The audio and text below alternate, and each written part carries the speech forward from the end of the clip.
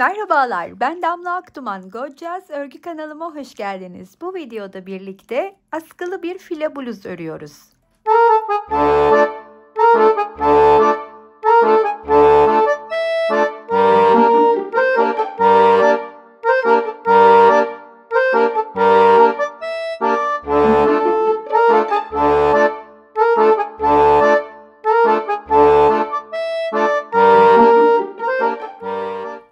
Görüntülerden de tahmin edeceğiniz üzerine yakından takip eden dostlar artan ipleri değerlendirdiğimi anlamıştır. Çok yakın tarihte sizlerin de çok severek ördüğü, çok ilgi gösterdiği bir bluz örmüştüm. Performans Cotton Dazzle'ın 2 rengiyle elimde artan ipleri yine değerlendirmek istedim. Bunun için de atletlerin ince askılı bluzların üstüne giyebileceğim bir file bluz örmek istedim. Bunun için de yine elimdeki 2 tane ip, sevgili Etuafiye'min bana denemem için göndermiş oldukları Performans'ın Cotton Dazzle'ı, renk olarak da bu yanık portakalı 199, beji de, yani daha doğrusu 40 beyazı da 2020 diyebilirim. Kemik rengi de diyebiliriz. Sizler de renk kataloğundan dilediğiniz renkleri seçebilirsiniz. Envai çeşit, çok fazlasıyla güzel renkleri mevcut. Bu videoda bu bluzda kullandığım tığ numaram 4 milim. Videoya kısa bir ara. Sizlere katıl butonundan söz etmek istiyorum. Katıl butonuna tıklayarak oradaki seçeneklerden birini kendinize göre değerlendirip bana destek olabilirsiniz. Bütün katıl destekçilerime kucak dolusu sevgiler, teşekkürler. 36'dan böyle 38, hatta çok oldukça da genişliyor. Göğüs bölgesi çok geniş olmayan 40 beden hanımlara da uygun olacaktır. Hemen ben önümdekinin ölçüsünü veriyorum. Böyle benim için 40 santim yeterli oldu. Onu söylemem gerekirse üstüme deneyerek ilerliyorum. Sizler de birazdan göstereceğim yöntemle üstünüze deneyerek devam edebilirsiniz. Yapımına geçmeden evvel hala abone değilseniz kanalıma abone olmanızı hatırlatmak isterim. Sizlerden rica ederim. Ücretsizdir abonelik. Altta abone tuşuna basarak yeni gelen videolarımı da yakalama fırsatı elde etmiş olursunuz. Yorum ve beğeni yapmayı da unutmazsanız beni çok mutlu edersiniz. Bir de hype ve katıl tuşunu hatırlatmak isterim. Hype ilk basamağı ücretsizdir. Tıklayarak beni birçok videonun önüne çıkarıp desteklemiş olursunuz. Katıl için ise Katıl ailem özel bir gruptur. Şu anda 76 tane hanımefendi mevcut. Onlarla birlikte bana destek olarak kendilerine uygun olan seçeneği tuşlamışlardır efendim. Öyleyse yapımına geçebiliriz artık. Buyursunlar. 4 ve 4'ün katı şeklinde zincir çekerek başlıyorum. Bu işlem için tercih ettiğiniz herhangi renk, tek renk de örebilirsiniz. Ben dediğim gibi elimde olan ipleri değerlendirmek istedim. Bu 2 renk mevcuttu. Birkaç renkte değiştirebilirsiniz. Tek renkle de devam edebilirsiniz. Çok da kullanışlı bir atlet oluyor. Zincir çekerek başlıyorum. Dediğim gibi 4 ve 4'ün katları şeklinde ve 4 ve 4'ün katı zincirimi çekerken de göğüs bölgemden ölçü alarak devam ediyorum. Yani şimdi zinciri çektikçe etrafıma doluyorum. Bakıyorum, tamam, yeterli ölçüye gelmiş. Ondan sonra örmeye devam ediyorum. Size de önerim aynı bu şekilde devam etmeniz. Sonra zincirinizi sayarsınız. 4'ün katı şeklinde de tamamlarsınız. Şimdi ben ufak bir parça da size göstermek istiyorum. Bunun için de 20 zincir çekmeye başlayacağım. 1, 2, 3, 4, 5. Zincirimi 24 adet olarak çekip tamamladım. 20 demiştim ama gözüme küçük geldi. Ve şu şekilde bakın. Bütün ön yüzü bana bakarken şöyle bir döndürüyorum ve tersinden buradaki ilk örmüş olduğum, şuradakini kaçırdım bir saniye. İlk örmüş olduğum zincirin içine batıyorum. Ve kaydırarak ilmeğimi bu şekilde o zincirin içine geldim. Ve bakın şimdi tekrardan kaydırarak geldiğim zincirin içine bir kere daha batıyorum. bir sık iğne örer gibi yükseldim. Daha sonra şu dış kısmında kalan ilk yaparken bu şekilde çıkıyorum. Bakın şimdi 2, tekrardan dış kısmında kalan 3 ve bir kere daha dış kısmında kalana batıyorum ve 4 ile yükselmiş oldum. Tığımın üstüne ipimi 3 kere doluyorum ve hemen yanındaki, bakın şimdi bundan sonra örerken çok dikkat etmem gerekiyor döndürmemek açısından. Şimdi şunu şöyle önüme doğru düzgün örebilmek adına sıradaki zincirimin içine batıp 3 kere dolayıp 4 kere de çıktığım bir ikili trabzan örüyorum. Hemen yanına 2 zincir çekip 2 tane zincirimi atlıyorum ve yanındaki 2 zincire yine 3 kere dolayıp 4 kere de çıktığım trabzanlarımı örmeye başlıyorum. Bakın 1, 2, 3 doladım. Hemen yanındaki zincirin içine battım. 1, 2, 3, 4. 2 zincir, 3 kere dola. 2 tane zinciri alttan atlıyorum.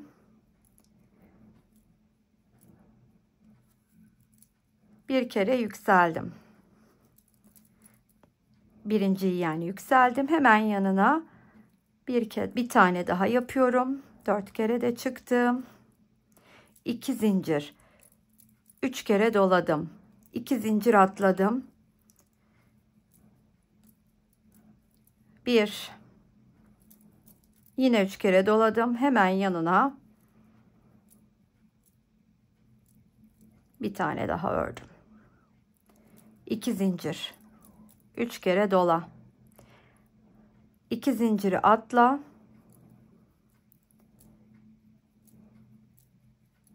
3 kere dola. Hemen yanına bir tane daha. Ve 2 zincir. Bakın. 2, 4, 5 tane oldu. Şimdi 2 zincirimi atlayacağım. Zaten sonuna da geldim. Son 3 kere doladım. Ve 4 kere de çıktım. Bu uzun bacaklarımın ikisini örüyorum. Arada 2 zincirim var. Ve burada artık ilk örmüş olduğum bacağın tepesini bulup batıyorum ve kaydırarak üstüne geldim. Şimdi bakın, ilk kurduğum kısım işte bu kadar basit. Yani şurası benim etek kısmım, şu kısım ve üst kısmım. Üstüne kuracağım. Bunu böyle katladığımda istediğim kadar büyük yapabiliyorum. Ne yapıyorum şimdi? Hemen bulunduğum noktaya kaydırarak gelmiştim. Aynı noktanın içine batıp bir sık iğne örüyorum ve 2 zincir çekiyorum. Yanındaki trabzanın tepesine batıp bir sık iğne daha örelim. 2 zincir, buraya atlıyorum. Trabzanın tepesine 2 zincir, hemen yanındaki trabzanın tepesine batıp bir sık iğne örüyorum. 2 zincir, atlıyorum buradaki trabzana. Yine 2 zincir, bu trabzanın tepesine gelip bir sık iğne örüyorum. 2 zincir, sıra buradaki trabzana. Aslında 2 zincirimi çekip hep trabzanların tepesine sık iğne örüyorum. 1, 2, buradaki trabzana. 1, 2, buradaki trabzana. 1, 2, hop, buradaki trabzana atlıyorum. 1, 2, hemen yanındakinin tepesine. Burada ilk örmüş olduğum sık iğneye geldim. Ama buradaki 2 zinciri çekmeden evvel ortada kalıp yükselmek istiyorum. Yani şöyle ilerleyeceğim. Bakın. Şöyle göstereyim size. Mesela burada 2 tane uzun bacağı ördüm. Üstüne yuva yaptım. sıra devam ediyor ya, bir sıraya geldiğimde bunun üstüne değil de buradaki boşluğun üstüne ördüğüm 2 zincirin üstüne uzun bacaklarımı örüyorum. Yani hep bir yanındakine, direkler upuzun üst üste gitmiyor. Bakın hep bir üstü boş. Tekrar boş alanın üstüne mantığıyla devam ediyor. Bunun için de benim burada, burası boş ya, benim burada ortada kalmam gerekiyor. Bunun için de bakın ne yapıyorum şimdi. Tığın üstüne ipimi aldım. Buradaki sık iğnenin, ilk ördüğüm sık iğnenin içinden ilmeğimi çıkardım. Üçünü bir örerek ortaya geldim. Bir zincir çektim. Yükseldim. Bacaklarım uzun biliyorsunuz. Tığın üstüne ipimi aldım. Geldim, burada dibine battım. İlmeğimi çıkardım. Önce ilk çıkarttığım ilmeği örüyorum. 1. Sonra bu ikisini örüyorum arkadan dolandırarak. 2. Sonra bunu tek başına, bakın şunu tek başına örüyorum. 3. Daha sonra da bunu örüyorum. 4. Upuzun bir yalancı trabzan ördüm. Üstüne yine 3 kere doladım. Aynı, hemen bunun yanına, aynı boşluğun içine 4 kere de çıktım. Trabzanımı ördüm. 2 zincir çekiyorum. 3 kere doladım. Ne yapıyorum şimdi? Buradaki, bunun üstündeki şu kısmı atlayıp burada boşluğun üstüne ördüğüm 2 zincirli alana geliyorum. 1, 2, 3 ve 4. 3 kere doladım. Aynı zincirin içine 1, 2, 3, 4. 2 zincir. 3 kere doladım. Tepesindekini atlayıp boşluğun üstündeki hazırladığım yuvaya 1, 2, 3 ve 4. 3 kere doladım. 1, 2, 3, 4. 2 zincir hep arada. 3 kere doladım. Yine burada uzun bacakların üstündekini atlayıp boşluğun üstündeki yuvaya geliyorum. 1, 2, 3 ve 4. Aynı boşluğun içine ikinci bacağımı da yapıyorum. 1, 2. 3 kere doladım. Yine atladığım yer bunun üstü, boşluğun tepesindeki 2 zincirli yuva.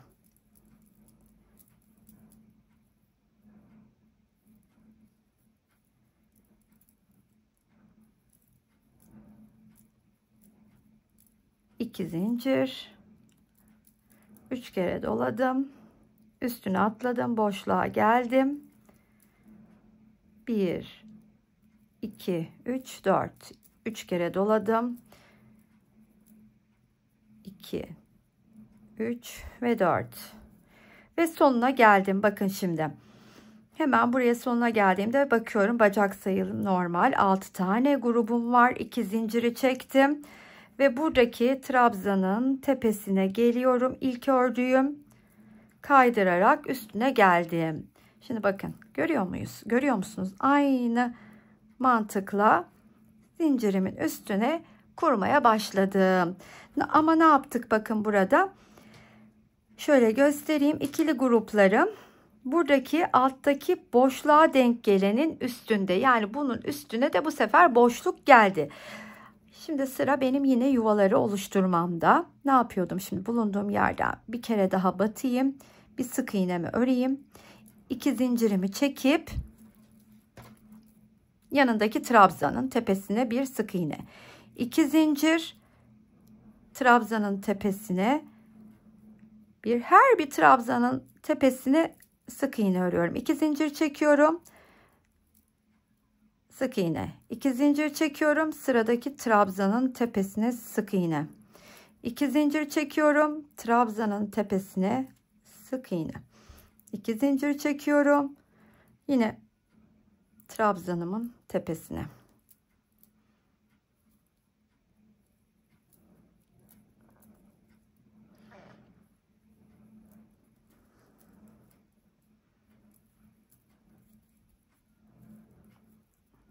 Başladığım noktaya kadar geldim neredeyse. Şimdi başladığım noktaya kadar da geldim.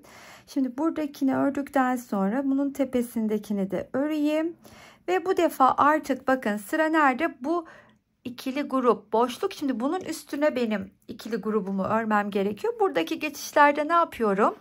Tığın üstüne ipimi alıyorum. Burada ilk örmüş olduğum sık iğnenin tepesine batıp ilmek çıkartıyorum ve ortaya geldim. Bir zincir çekip yükseldim, döndürdüm, geldim burada dibine battım, ilmeğimi çıkardım. Ve ilk önce bunu, daha sonra ikisini, daha sonra ilk trabzanı ve bunu derken yalancı trabzanımı bu şekilde örüyorum. Daha sonra 3 kere doluyorum. Aynı boşluğun içine uzun bacaklarımı örüyorum. Arada 2 zincirim var.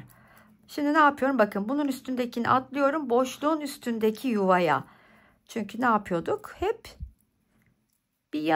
bir yanına denk gelecek şekilde örüyoruz. Hepsi üst üste gelmiyor bizim trabzanlarımızın. Aradaki zincir sayım da hep 2. Bakın bunun üstündekini yine atlıyorum. Bunun üstündekine geldim.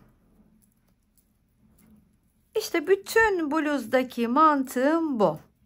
Böyle dilediğiniz uzunlukta, aslında bu benim gösterdiğim file elbise de upuzun bir file elbise yapıp bikini mayoların üstüne de giyebilirsiniz. Bunu da belirteyim. Bakın görüyor musunuz mantığı? Çok basit. Bu şekilde modelimi kuruyorum. Daha sonra kol altına kadar yüz yuvarlak bir parçayı örüyorum. Buradaki en önemli detay, çektiğiniz zincirin göğüs etrafınıza uygun olması ve bu zincir sayısının 4'ün katları olması. Bunu belirtmek isterim. Sonrasında dediğim gibi benimkinin genişliği 40 santim ama tam önüme koyduğumda ip esneyen bir ip. Bunu da belirtmek istiyorum. Boyu ise şöyle koyayım önüme. Bakın boyunu da birlikte ölçelim. Aşağı yukarı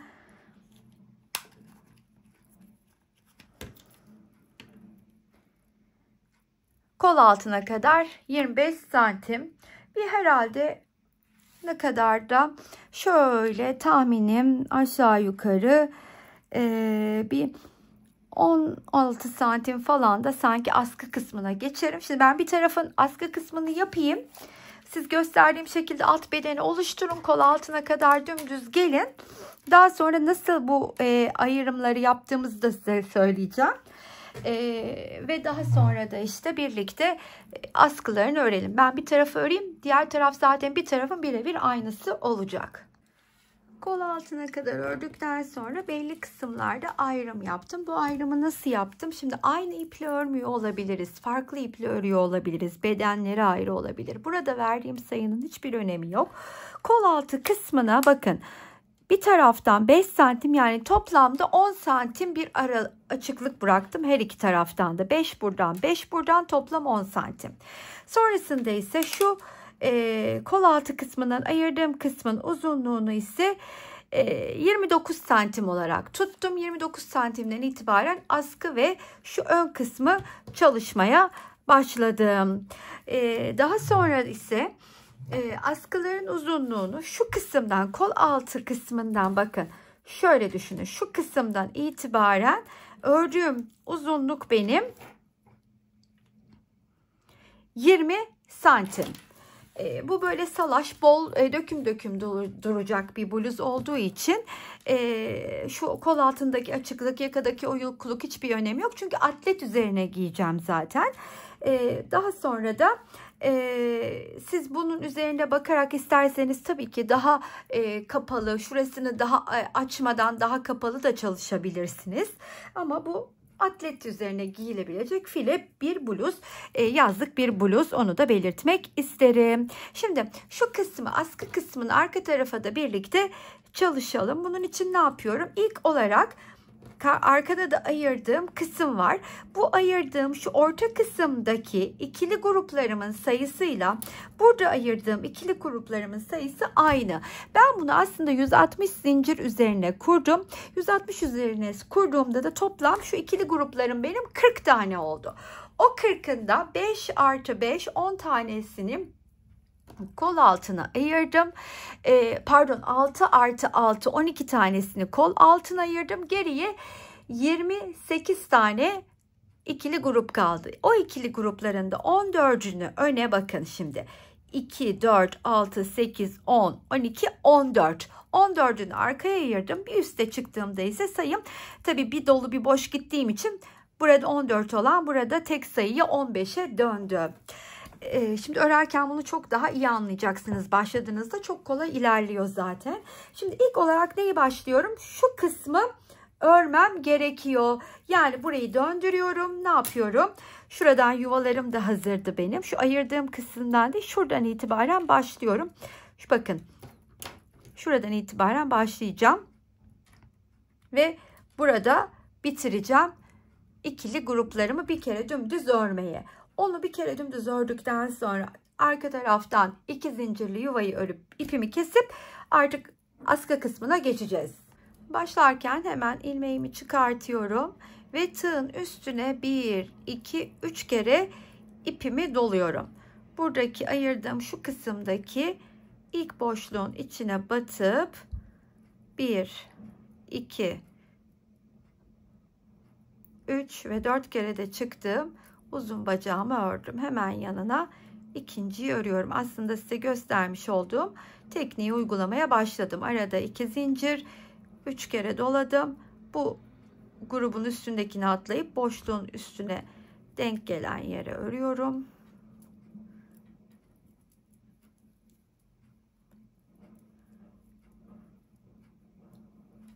İki zincir.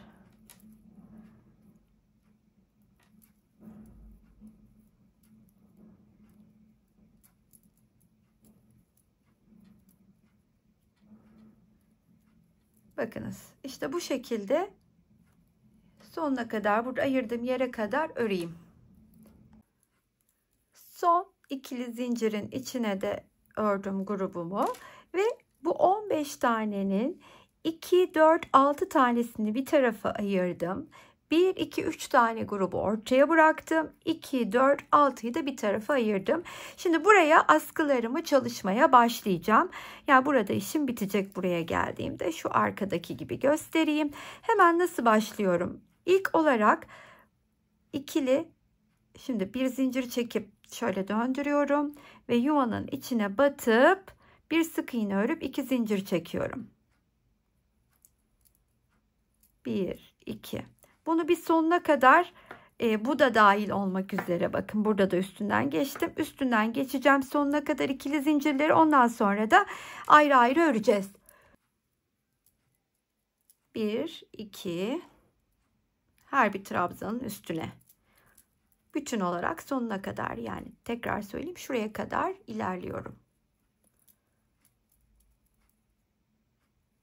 Ne yapıyorduk? Her bir trabzanın tepesine mutlaka bir sık iğne örerek ilerliyoruz.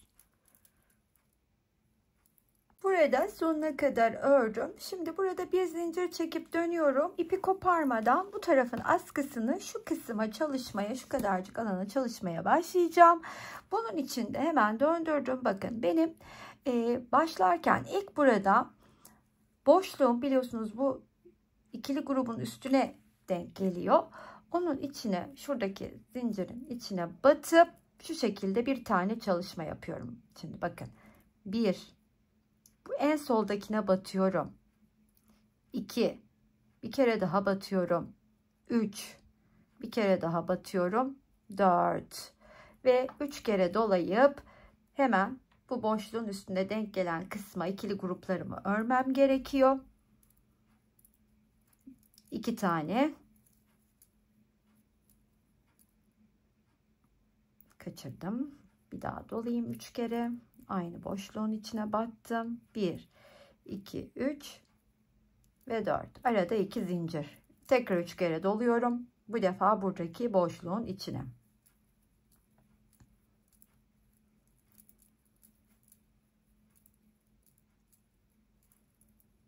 Yine 2 zincir, 3 kere doladım buradaki boşluğa.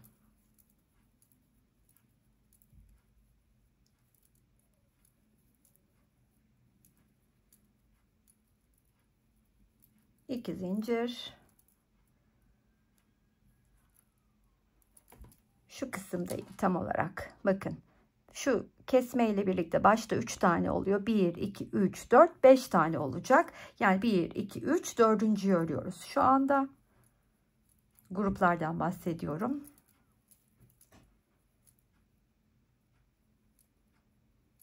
Ve 2 zinciri çekip son boşluğa geldim. Aslında son boşluktan bir önceki, ama bunun içine 2 tane örüyorum. Bakın böyle ve son boşluğun içine de bir tane buraya örüp bunun tepesinden gelene bir tane örüp tamamlıyorum. Bir zincir çekip döndürüyorum ve bir zincir çekip döndürdüm. Bulunduğum noktanın içine bir sık iğne örüyorum ve 2 zincir çekip buradaki şu ortadaki kalıyor, bu sondakine batıp bir sık iğne, 2 zincir, trabzanlarımın tepesine batıyorum. 1 2 buraya geldim. 1 2 tepesine 1 2 1 2 burada bunun tepesine 1 2 1 2. Şimdi bu sondayım artık. Normalde bu trabzanı atlayıp buna batacağım tabii ki. Hani normalde her trabzana batıyorduk ama bu sonlarda artık bir tanemiz ortada kalıyor. Sondakine batıyorum. Ve bir zincir çekip yükselip hemen yine buradaki, bakın bu ilk boşluğun içine yine geliyorum. Her çıkışta aynı mantıkla. 1 2 3 ve 4. Sonra 3 kere dola ve hemen bakın mantıken bu boşluğun üstüne geldim. Yine sıralamam burada bozulmuyor. Son sıraya kadar sıralamamı hiç bozmuyorum. Son sırada bir sıra üst üste denk gelecek. Şimdi göreceksiniz. 2 zincir, 3 dola, atla, bu boşluğa geldik.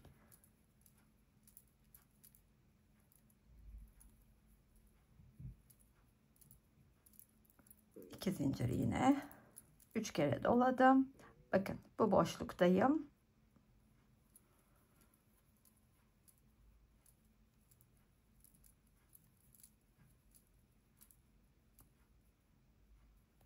Şimdi yine 2 zincir çekiyorum. 3 kere dolayıp bakın bunun üstündeki boşluğu atlıyorum. Bunun üstünü örmem gerekiyor. Sıralamada aynen onu yapıyorum. Şimdi bu sonuncu boşluğun içine de yine 3 kere dolayıp batıyorum. Yani sonlarım aslında hep 3 adet uzun bacakla bitiyor. Başlarım ve sonu. Yani başı ve 3, sonu da 3. Askıda böyle ilerliyoruz. Şimdi ne yapıyorum? Yine bir zincir çekip döndürdüm. İlk trabzanın içine battım. Bir sık iğne ördüm. Yuvaları hazırlıyorum. 2 zincir çektim. 1 2 1 2 1 2. Şimdi buraya da geldim yine. Hep aynı. Sona geldiğimde ortada bir tane, başta da öyle bakın. Ortada bir tane trabzanı bırakıyorum. 1 2. Şimdi bunu ortada bıraktım. Burada sondakine batıp ördüm. Bir zincir çekip yükseldim.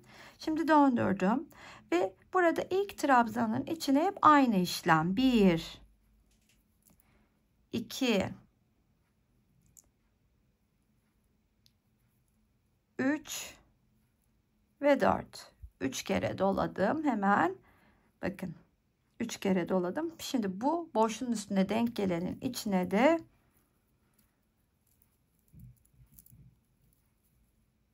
1 2 3 ve 4. 2 zincir. Bunu atlıyorum. Buraya geldim. 1 2 3 4. Aynı boşluğun içine yine örüyorum. Arada 2 zincir. Yine 3 kere doladım ve artık sonuncudayım. Bunu atlıyorum, buraya yapıp aynı boşluğun içine burada 2 tane örüyorum. Ve sonda olduğum için sayım 3, yani bunun tepesine batıp üçüncümü örüyorum ve bir zincir çekip döndürdükten sonra aynı yerin içine bir batıp bir sık iğne ve ikili zincirle oluşan yuvamı örüyorum burada. Battığım yerler hep aynı.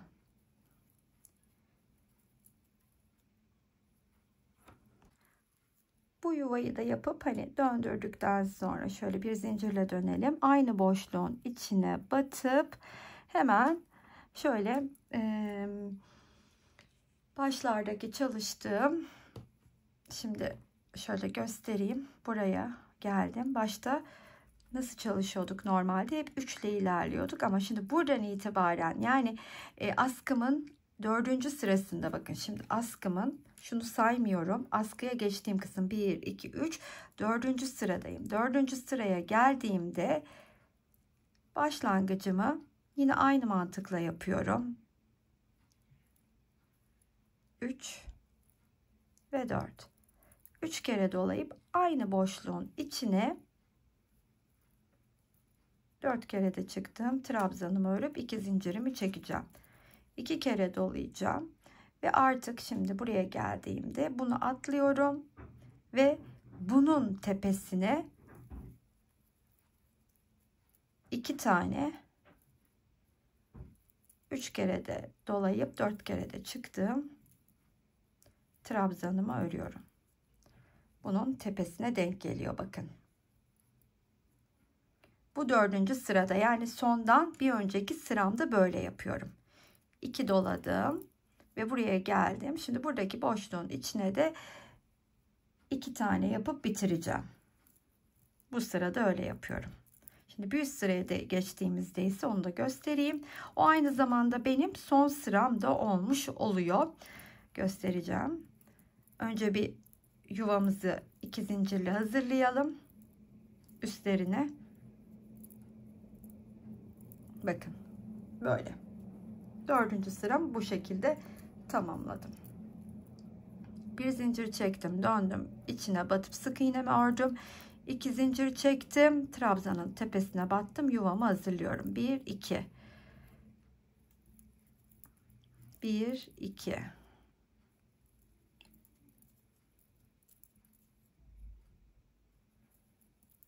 1 2, son trabzanın tepesine de ördüm. Ve normalde eğer ben ilk askıyı, yani bunu çalışıyor olsaydım, yapacağım işlem şöyleydi. Göstermek istiyorum hemen. Bakın, karşı tarafla birleşmeden bu şekilde ilk bunun içine, sonra 2 tane yanına 2 zincir, 2 ve sonuncuya örecektim.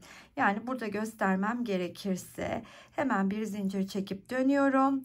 Şimdi buraya bir tane başlarken uyguladığım teknik 1 2 3 ve 4. Şimdi ben bunu normalde karşıyla birleşmeye başlayacağım ama dediğim gibi bu benim ilki olsaydı hemen 2 tane de buraya örecektim.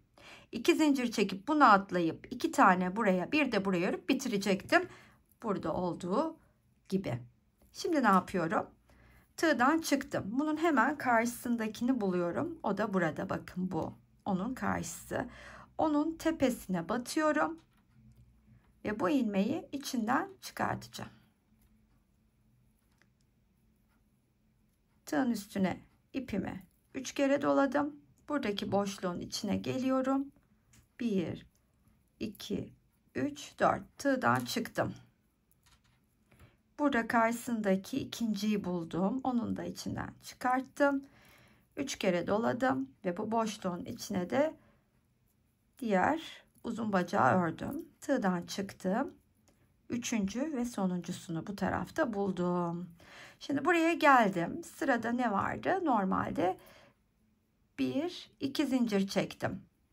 3 kere doladım ve buraya çalışacağım. İlk önce 2 kere dolamışım. 1 2 3 1 2 3 ve 4 çıktım.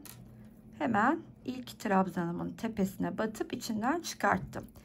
Yeniden 3 kere doladım. Buradaki boşluğun içine yine batıyorum. 1 2 3 ve 4 çıktım. İkinciyi de bulup battım, çıkarttım ve artık son trabzanımı örüyorum ve buradaki boşluğun içine son kez de askıyı birleştiriyorum. Tığdan çıkıp son trabzanın tepesine batıp içinden geçiriyorum. Bir zincir çekip kilitledim. Askımı bu şekilde örmüş oldum. Şimdi sırada bu taraftan başlayıp bu askıyı öreceğim. Bunu birleştireceğiz. Aslında aynı burada uyguladığım işlemi bu defa hani buradan gelmiştim kol altından, bu defa yakadan elimin yönüne göre örmek istediğim için yakadan başlıyorum. Yine bir zincirimi çekip 3 kere dolayıp, bakın ayırmış olduğumuz yerimiz belli. Onun şuradaki tepesine batacağım. Bir tane. 1 2 3 ve 4. Daha sonra yanındaki boşluğun içine de 2 tane öreceğim. Ve bu mantıkla bu sırada ilk sıramız, zaten yandaki askıyı kontrol ederek de devam edebiliriz ki onu yapmanızı öneririm. Buradan başlayıp aynı mantık, bakın 2 zinciri çekiyorum, doluyorum. Bunu atlayıp yanındakine göstermiş olduğum mantıkla devam ediyorum. Sonuna geldiğimde yine burada da sonuncusu belli bir sıraya kadar, zaten sadece bir sırada 2 ile bitiyor. Hep 3 ile başlayıp 3 ile bitiriyoruz, bakın. Tabii ben burada hani sondan bir sıra öncesinde, yani şurada 2 2 2 yaptım. Yine 3 de yapılabilirdi aslında, yani düzeni bozmamak adına. Biraz yukarıya doğru bir tık daha incelsin istediğim için o şekilde yaptım. Herkes daha farklı bir düzenle de oturtabilir, hiç fark etmez. Askıyı dilediğiniz gibi çalışabilirsiniz aslında. Şimdi burada yine ne yapıyorum? Hemen bir zincir çekip döndürdüm. Dibine gelip batıyorum. Bu kısımda benim artık zincirlerimi hazırladığım, yuvaları hazırladığım kısım. Yine sona gelip bir zincir çekip döndürdüm. İlk yuvanın içine göstermiş olduğum teknikle 4 kere de yükseliyorum. Daha sonra 3 kere dolayıp hemen yandaki boşluğun içine 2 taneyi örüyorum. Bu kısımda zorlanıyorsanız mesela bir yandakine bakıp birebir aynısını çalışmaya devam edebilirsiniz. Ben buradaki birebir aynıyı buraya uygulayacağım. Sonuna kadar da geldiğimde bir kez daha birlikte birleştirelim.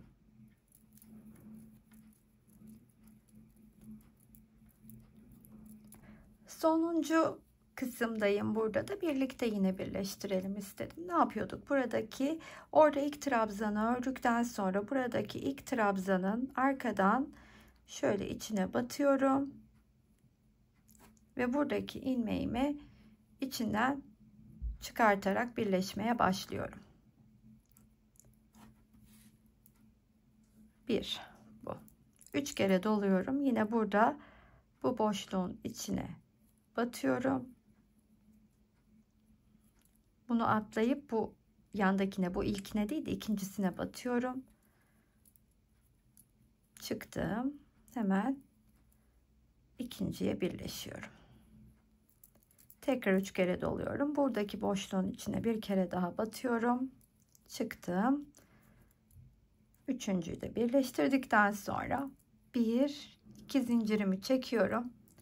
Bu defa buradaki boşluğa geldim. Bunu atladım. 1 2 3 ve 4 çıktım.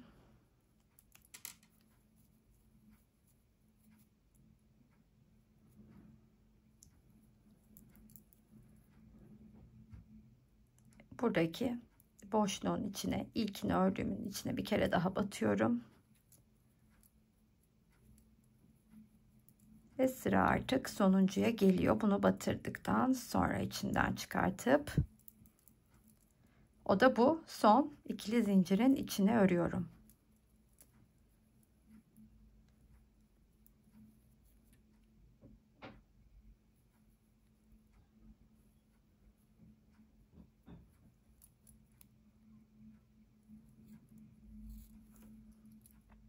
Karşılıklı birleştirmeyi tamamladım. Bakınız efendim, işte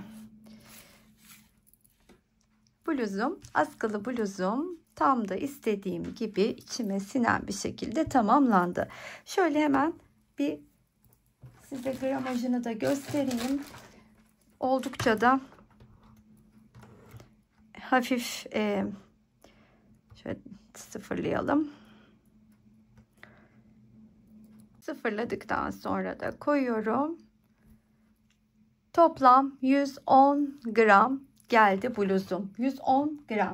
Yani 3 tane, birinden 2 tane almak 36'dan 40 bedene kadar çok uygun bir şekilde düşmüş olacak.